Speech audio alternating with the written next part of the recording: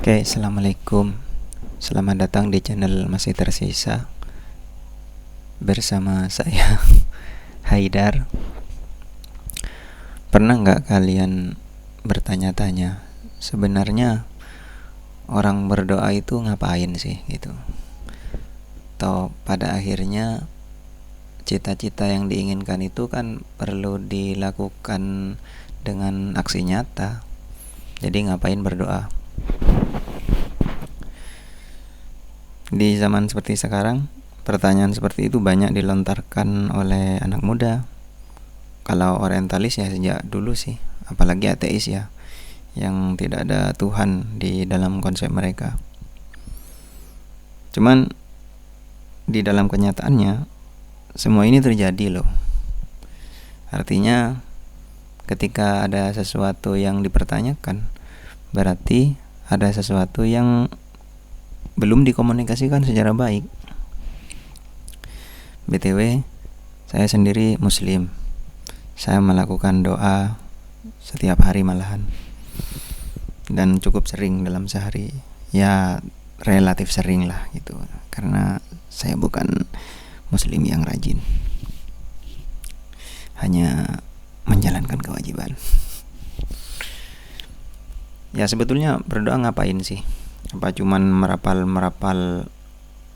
doa-doa yang ya bahkan dalam prakteknya nggak dimengerti sama pemeluknya.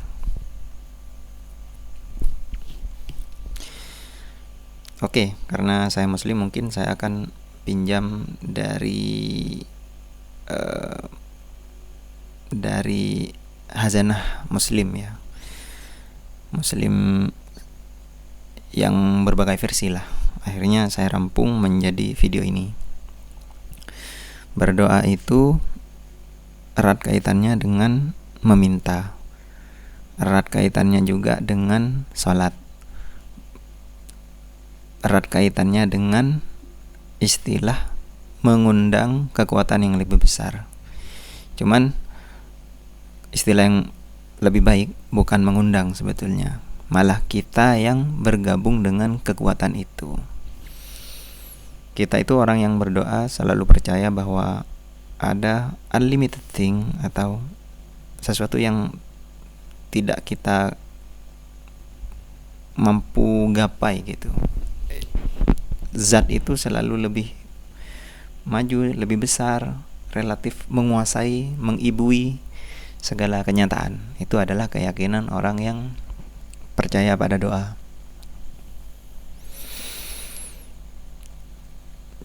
Cuman kalau kita orang yang berdoa boleh berbagi, terutama bagi orang yang ya tidak beragama lah atau berbeda agama,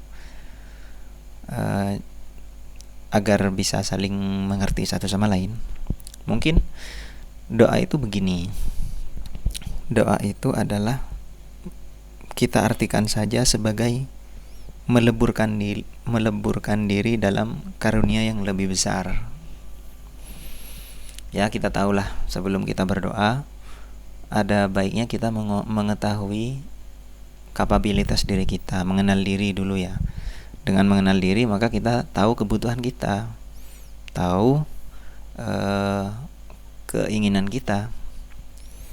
Dan setelah mengetahuinya, maka kita otomatis relatif lebih tahu jalan untuk mencapainya. Walaupun memang di dalam perjalanannya ada banyak titik buta ya. Entah kita bingung mau pilih jalan yang mana, atau kita terhambat satu hal yang menghalangi misalkan. Nah, disitulah doa membantu. Artinya doa itu diajarkan oleh guru-guru kita, oleh pengajar kita sejak zaman dulu. Itu bukan praktik kosong. Kan kalau berangkat dari skema yang tadi, ada sesuatu yang lebih besar. Kalau di agama disebut Tuhan lah. Kalau di Islam disebut namanya ya Allah gitu. Dan ada kita yang diasumsikan sebagai ciptaan dan menginginkan entitas atau merindukan ciptaan yang lain. Taruhlah misalkan kita pengen makan restoran bintang 5 gitu. Taruhlah gitulah. Maka maka guru-guru kita mengajarkan agar mengucapkan doanya, meminta realitas, meminta semesta, meminta kekuatan yang lebih besar itu agar mendukung keinginan yang kita pesan tadi. Dan sesuatu yang sangat penting dari praktik berdoa ini adalah berdoa itu soal keberlimpahan sebetulnya. Karena sebelum berdoa, kita pastikan dulu kita sehat mental. Kita tahu apa yang kita pinta itu realistis gitu, dan bisa dijangkau gitu. Terlepas ada mukjizat yang belum kita mengerti lah, entah keajaiban-keajaiban yang terkesan mustahil lah. Tapi ada baiknya kalau kita memang benar-benar ingin bergabung dengan hukum alam, kenyataan, dengan sunnatullah, maka posisikan diri kita sebelum berdoa itu sebagai makhluk yang masuk akal gitu, yang realistis, yang gak halu gitu. Ya walaupun kita memang tidak mungkin meminta hal yang tidak masuk akal, rata-rata permintaannya masuk akal gitu. Jadi gimana bang proses berdoa yang betul? Ya dimulai dengan menyadari, kalau dalam agama itu dengan kalimat-kalimat syukur lah. Telah banyak nafas yang kita hirup sejak lahir, atau kita menyadari proses penciptaan yang panjang dari leluhur kita, dari Homo sapiens misalkan, sampai menjadi sekarang, dari hewan bersel satu sampai sekarang, itu kan karunia yang wow terjadi loh gitu, bisa kita rasakan gitu, dan kita bisa track sebab musababnya. Nah setelah kita menyadari bagaimana kehidupan ini dikaruniai atau dihadiahkan oleh Tuhan, ya kalau orang ateis menyebutkan oleh alam gitu, maka kita bisa berangkat dari titik yang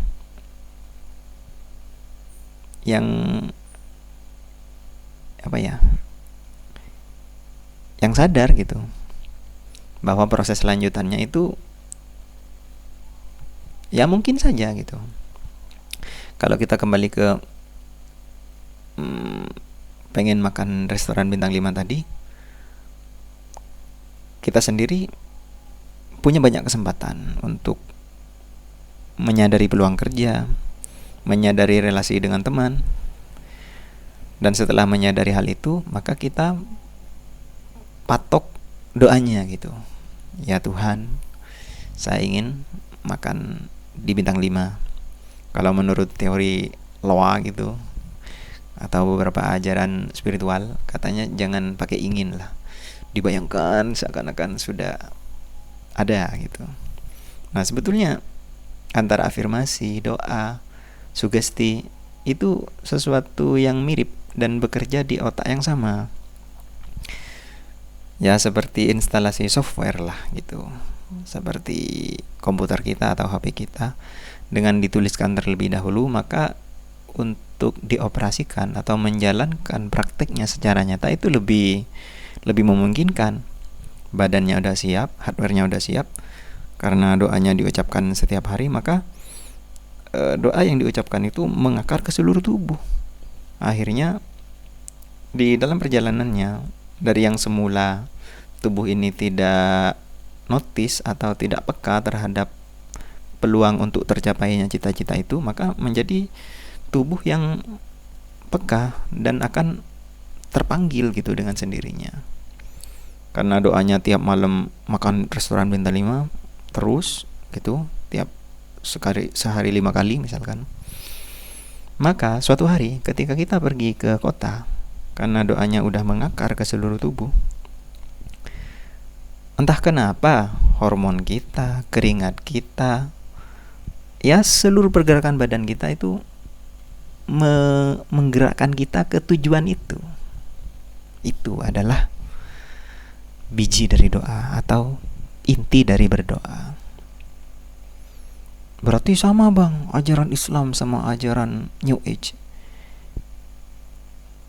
Saya pastikan isi otak kita tidak akan ada yang sama. Mungkin secara prinsip sama, gitulah.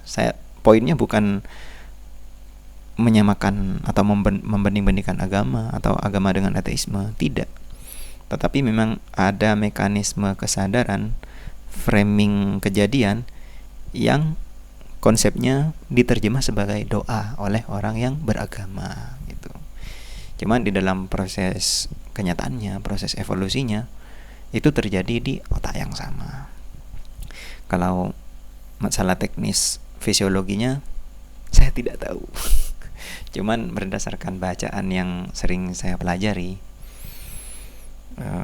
otak apa itu ada gambar otak di belakang. Ya, apa ya? Agak-agak ketemu lah, walaupun saya tidak berani mengklaim itu.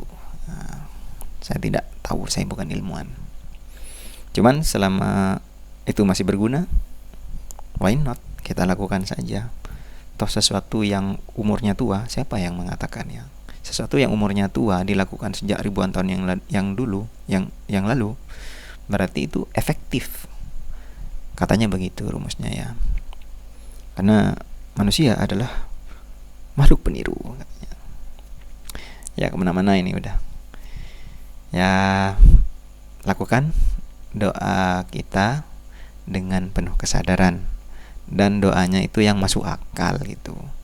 Setelah doanya diucapkan mengakar ke tubuh, ya tubuhnya akan berjalan sesuai program yang diucapkan terus menerus. Jadi berdoa itu nggak